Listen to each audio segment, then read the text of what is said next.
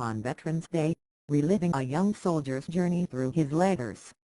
On September 25, 1918, Gabriel D. Howell, the private in company of the 306th Infantry, American Expeditionary Force, found a relatively quiet place to write a letter. He had been at the Western Front for 5 months. Though Gabriel had seen some battle, he'd spent most of his time in France engaged in the monotonous work of any soldier, marching and training.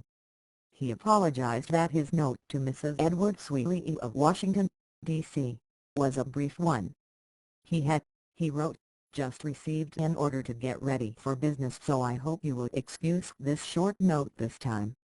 I will write you as soon as the action is finished. He folded the letter, sealed it inside an envelope, mailed it, then readied himself for an advance through the Argonne Forest to help push the Germans beyond the Meuse River. Buried treasures. Moyna Ratliff lives in a lovely 1920s house on a hill overlooking the George Washington Masonic National Memorial in Alexandria.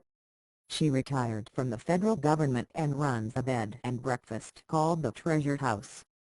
In the summer of 2009, the air conditioning stopped working. After the workmen were done poking around in the attic, one checked in with Moyna. "By the way," he said, "we found some old papers under the insulation. Do you want them?" Moyna said, "You bet." The stack of papers included 8 letters from Gabriel D. Howell.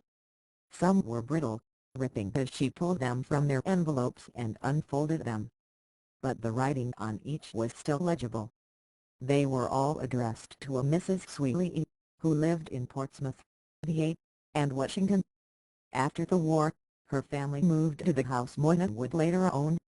Writing on stationery provided by the Knights of Columbus or the YMCA, Gabriel asked after Mrs. Sweeley's husband, Edward, and daughter, Miss Helen.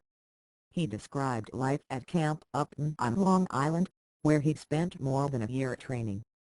He wrote about his somewhat mediocre shooting prowess. "I got 35 out of 50, so you see there is room for improvement," and speculated that German saboteurs were at work in Newark. Then they set fire to the barge lying in the river, which spread to a shipyard. In 1917, he sent Mrs. Sweeley a New Year's card designed by a fellow private. Next to an embossed image of the regimental crest was printed, "Our New Year's wish. To the Allies, peace through victory. To the enemy, expiation through defeat. To our regiment, the strength to conquer." The letters bore the formality of the era. Gabriel began most the same way.